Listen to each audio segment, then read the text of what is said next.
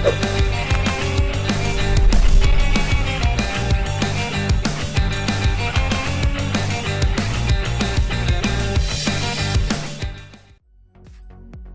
everyone, Ashley here and welcome to another video on the Penguin Palace Stamps YouTube channel.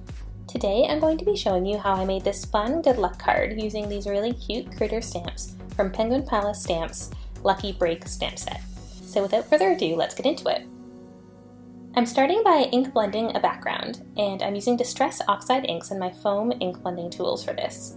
The colors of Distress Oxide that I'm using today are Picked Raspberry, Wilted Violet, and Blueprint Sketch.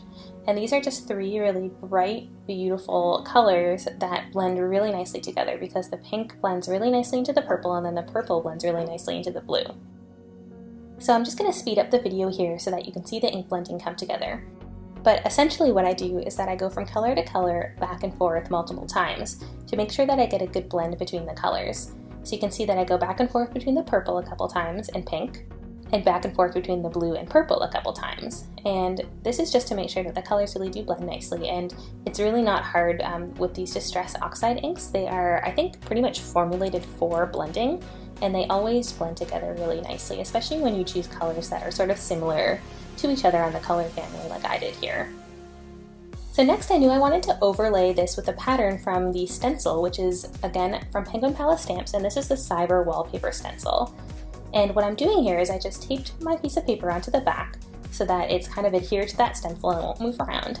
And then I'm just patting some water onto a paper towel and then patting the paper towel directly through the stencil onto the background paper.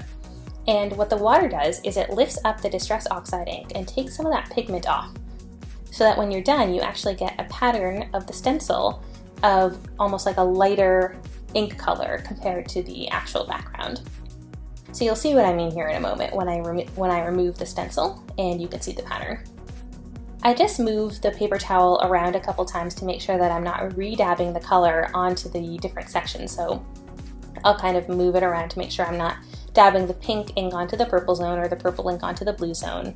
So just make sure to do that if you're doing this technique. And this is what it looks like when you're done. So you can see the areas where the water lifted that ink away from the stencil pattern, and you get this really cool pattern. Next I'm going to be ink splattering, and I wanted to create a really fun shiny splattery effect on top of this pattern. So I'm just taking some watercolor pans. This is from the Gonzai Tombi Sparkly Pearlescent Watercolor set. And I just added some water into the pan directly and mixed it all in so I got this nice liquidy watercolor. Then I can put the paint directly onto an acrylic block and use a paintbrush to splatter it out onto the background. And this just gives a really nice kind of random shimmery splattery effect. And I did the same thing with the pink color that comes in the set too. And I did blue and pink because I wanted to kind of match the background colors I had chosen and really just accentuate them with this fun splatter. I also wanted to mention that another reason that I love this stencil is that it has that really cool radiating pattern from the center, so you don't even have to do any work, and it looks like the pattern is focused in the center and radiates out, which is really beautiful. So the next part of this card is to stamp out the images and color them in. So I knew I wanted to use Copic markers to color them, so I'm stamping them out onto a Copic friendly paper, which for me, I tend to use Nina Solar White. And then I'm using a Copic friendly black ink, and this is just any kind of black ink that won't bleed when you use alcohol markers or Copic markers.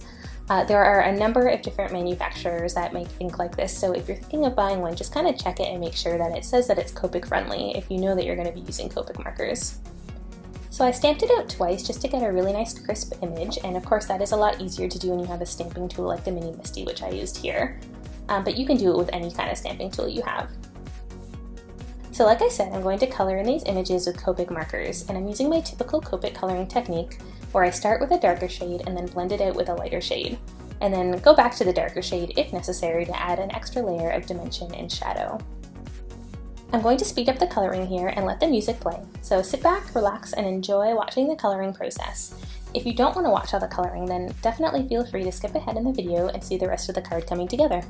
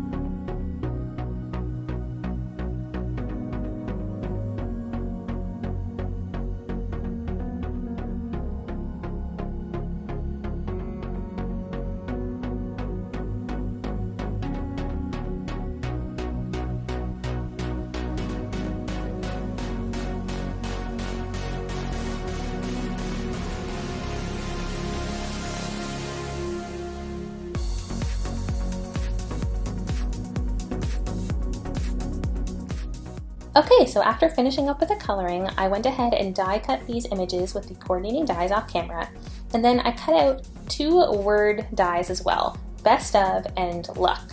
So this is meant to be a good luck card, so I cut those out of some light green cardstock because I thought that that would contrast nicely with the blues and pinks of the background.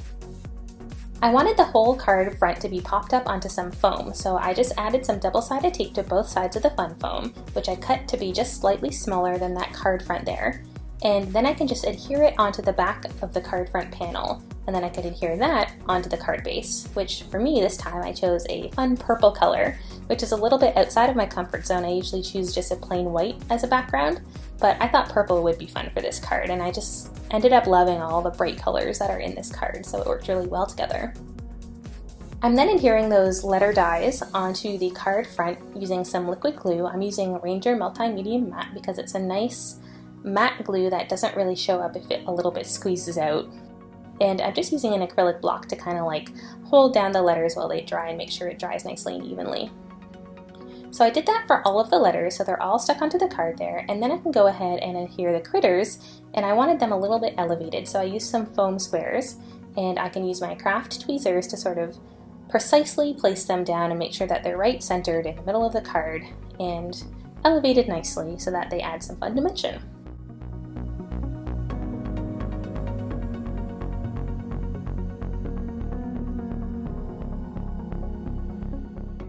So I'm finishing off this card with a few different types of embellishments, and I knew that I wanted to accentuate these words. So what I'm doing is I'm coating all of them, so the entire best of luck sentiment, all of the words, with a Wink of Stella shimmer pen, and this adds a really beautiful layer of shimmer and shine, which you can see really nicely when you rotate the card in the light.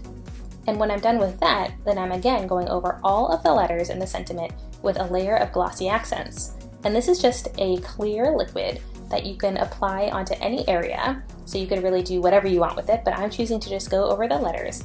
And then when it dries clear and solid. So it'll appear as if it's just this 3D coated layer of clear material over whatever you put it on. And it just adds this really nice shiny, almost like glass-like effect, which is really beautiful. Again, when you kind of turn the card in the light, you'll see what I mean. And to finish it off, I'm adding one final layer of sparkle with some iridescent gems. And I believe that these are Studio Katia iridescent crystals.